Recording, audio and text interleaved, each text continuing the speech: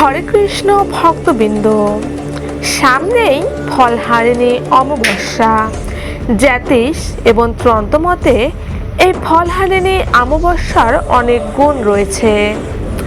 বিশেষ ফলদায়ক এই তিথিতে বিশেষ কিছু ক্রিয়া সম্পন্ন করলে মোক্ষ লাভ করা যায়।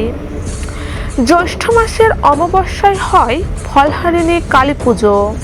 এমন দিনে বিভিন্ন অশান্তি, মহামারী, বাধাবিঘ্ন থেকে মুক্তি লাভ করতে ফলহারিণী অমাবস্যার দিন মা কালীকে অর্পণ করতে হয় যে কোনো ফল।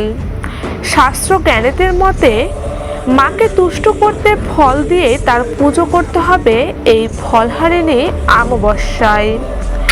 জ্যৈষ্ঠ মাসে আম, জাম, লিচু, কাঁঠাল ইত্যাদি নানা রকম ফল এই সময় পাওয়া যায়, যার ফলে ভক্তরা তার ইষ্ট দেবীকে বিভিন্ন ফল দিয়ে প্রসাদ নিবেদন করে থাকেন।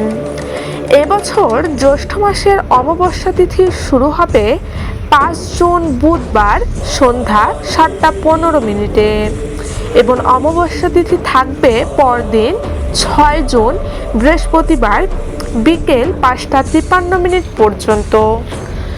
সূর্যাস্তের সময় অনুযায়ী অমাবস্যা তিথি ধরা হবে 6 জুনকেই। তবে দেবী কালীর আরাধনা সন্ধ্যায় হয় বলে ফলহারিণী পুজো হবে 5 জুন রাতে, অর্থাৎ অমাবস্যা তিথি শুরুর পরই।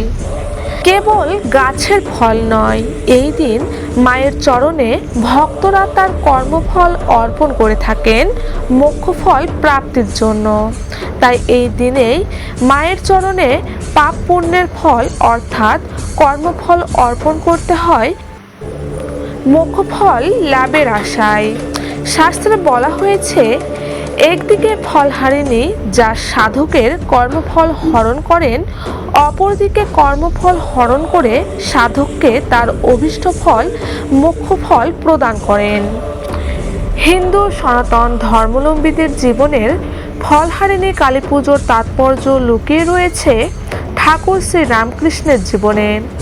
ঠাকুর শ্রী রামকৃষ্ণ এই দিনে তার স্ত্রী সারদা দেবীকে পুজো করেছিলেন জগৎ কল্যাণের জন্য।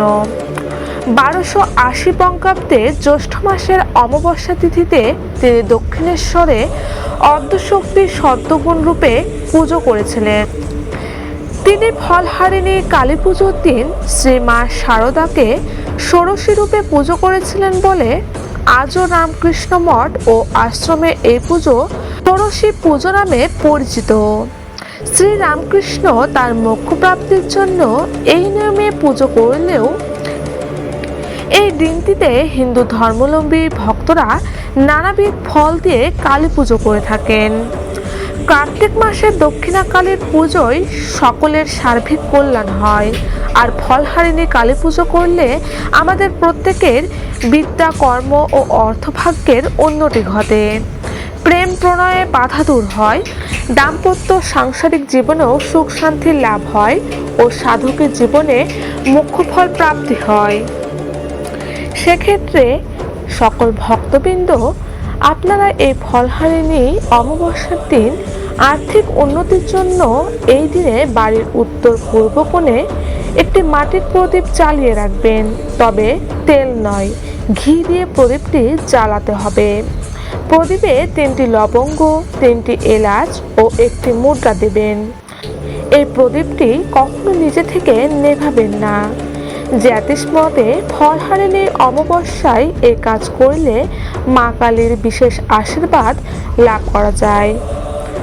তো আজকের এই ভিডিওটি এ পর্যন্ত। ভিডিওটি ভালো লাগলে লাইক, কমেন্ট, শেয়ার করবেন এবং এমন আরও ভিডিও পেতে চ্যানেলটি সাবস্ক্রাইব করবেন।